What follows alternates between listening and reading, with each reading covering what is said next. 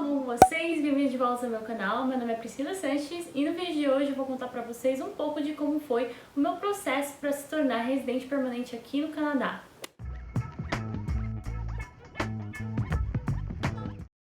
E antes de começar esse vídeo é importante falar duas coisas. Primeira, eu não sou um agente de imigração, eu estou apenas compartilhando a minha experiência dentro desse processo. E segundo, que as leis mudam quase que diariamente. Eu estou gravando esse vídeo em 2019 e não quer dizer que as leis vão continuar sendo as mesmas. Então, mesmo que você use esse vídeo como referência, olhar diretamente no site do governo, eu vou deixar aqui o link para vocês, para ter certeza que está tudo certinho antes de você enviar seus documentos. Então, por favor, não tenha isso como um parâmetro para fazer o seu processo, apenas estou compartilhando a minha experiência.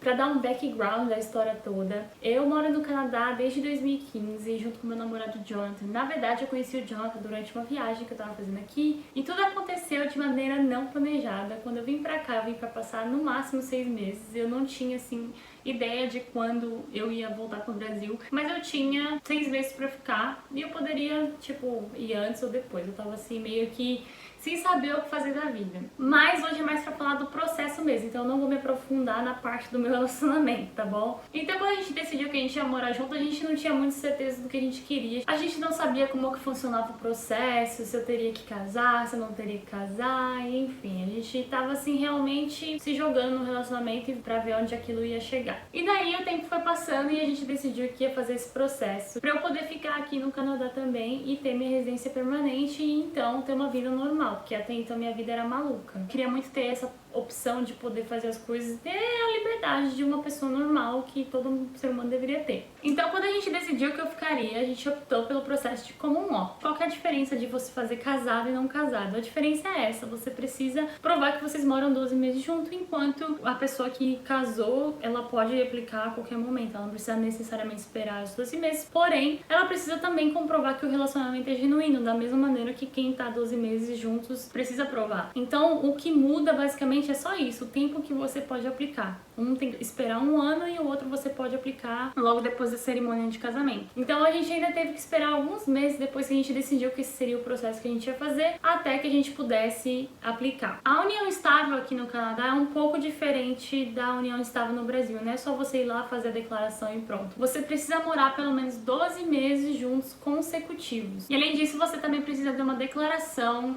no formato canadense reconhecido em cartório. Ah, mas então é só isso, é só morar junto por 12 meses aí você vai aplicar? Não, você precisa provar que esses 12 meses vocês não só moraram juntos, porque você pode ter um roommate e não necessariamente estar num relacionamento, então você precisa provar que aquele relacionamento é genuíno. Como que você pode provar isso? Através de cartas de amigos que podem falar sobre o seu relacionamento, carta dos pais. Eu vou colocar aqui uma lista dos documentos que eu enviei, mas tudo que você puder juntar de documentos para provar que o seu relacionamento é real é válido. Eles têm uma limitação de até 20 fotos, então eu enviei essas 20 fotos e eu coloquei uma foto do início, uma foto de 2 meses seguintes, tipo, que tivesse uma cronologia, sabe? Fotos também com amigos, com os pais dele, fora os documentos que comprovassem que a gente morava na mesma casa. Que documento que eu enviei? A minha extensão de visto com o endereço já do nosso endereço juntos, contas de luz, água, telefone, tudo o nome dos dois. Então, por exemplo, se você está pensando em fazer, ou mesmo que você ainda não tenha decidido que é esse o processo que você vai usar, eu aconselho a você já colocar pelo menos uma conta no seu nome para que vocês tenham documentos no mesmo endereço. Como assim que a gente mudou, a gente não sabia exatamente o processo que a gente ia fazer, eu não fiz isso, mas graças a Deus, como eu pedi minha extensão já no endereço novo, aquele documento provava que desde então eu já morava ali. Fora que eu também anexei uma carta dele explicando que ele cuidaria de mim nesses meses que eu ficaria a mais como turista. Então aquela carta mais a aprovação da minha extensão de visto provaria a partir daquela data que a gente morava junto. Tudo que você puder de documentação que prove que vocês têm um relacionamento verdadeiro. Pode ser o contrato de aluguel da casa, o plano de saúde no nome dos dois, a conta de luz no nome dos dois, o que você imaginar. Qualquer coisa que você tiver, manda. Eu mandei prints de conversas nossa por mensagem. Eu mandei prints do Facebook, de fotos da gente, de amigos interagindo com a gente. Eu mandei prints de vídeos que a gente tem aqui no canal juntos. Eu mandei tudo que vocês imaginarem, porque eu queria que não tivessem dúvidas que a gente tava fazendo aquilo não só pra eu poder ficar aqui, mas porque a gente queria construir uma vida juntos. Então esse é meu conselho pra vocês. O que vocês puderem juntar o quanto antes, mesmo que vocês não tenham tomado essa decisão ainda, já vai juntando, porque na hora de fazer o checklist dos documentos que você precisa, você vai falar, puta, faltou isso, faltou isso, faltou isso. Então quanto antes você começar a se preparar,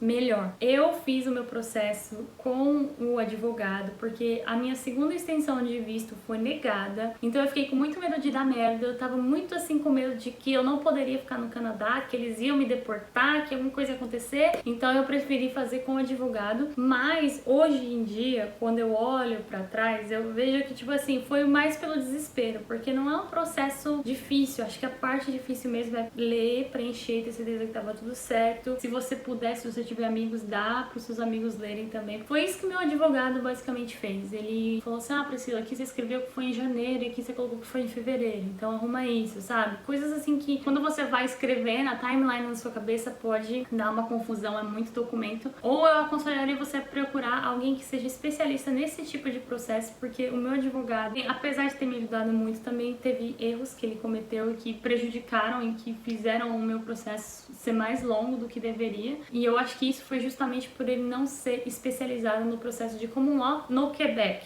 porque o processo no Quebec é diferente do processo de outras províncias. Enfim, esse é um dos conselhos que eu daria pra mim mesmo se eu pudesse voltar no tempo. Aí beleza, você envia os documentos. Se você tiver com o status certinho aqui no Canadá, você pode enviar também um pedido de permissão pra trabalhar durante o processo. E se você não tiver, também não é um problema, você só não vai poder trabalhar. Uma coisa que me perguntam também bastante é se qualquer pessoa pode ser sponsor. Por exemplo, se você for residente permanente, você é uma namorada brasileira e você é brasileiro, você sim pode ser sponsor, mas vocês dois precisam estar dentro do Canadá. Já o canadense, ele pode ser sponsor mesmo não morando necessariamente dentro do Canadá, mas ele precisa provar que ele tem intenção de retornar ao país e construir a vida lá. No nosso caso, como nós já morávamos aqui, o Jonathan é canadense, foi tranquilo, a gente tinha todos os requisitos que precisava, mas você precisa ter no mínimo 18 anos para ser sponsor e você também precisa provar que você tem o básico para sustentar você e sua esposa. E enfim, aí você vai, fecha lá a checklist dos documentos, envia tudo para imigração e aí vem aquela parte boa que é esperar o resultado, né? Porque o processo é longo,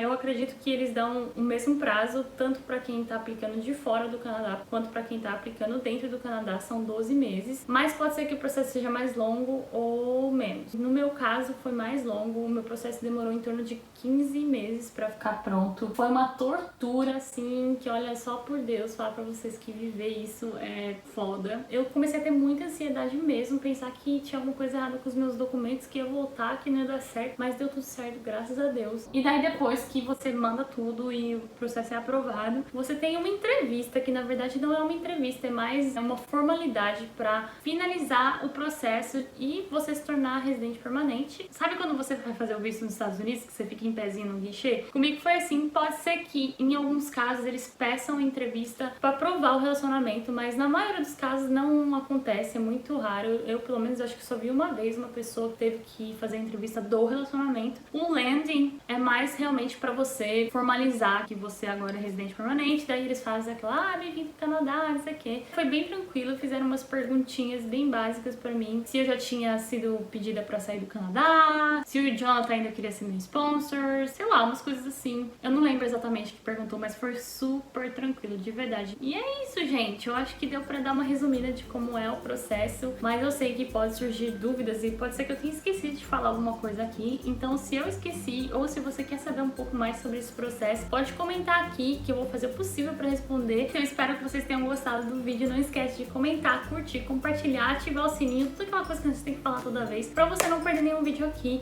falando sobre a imigração, sobre o Canadá, story time, tudo que tem de legal e novo aqui no canal. Um beijo e até a próxima!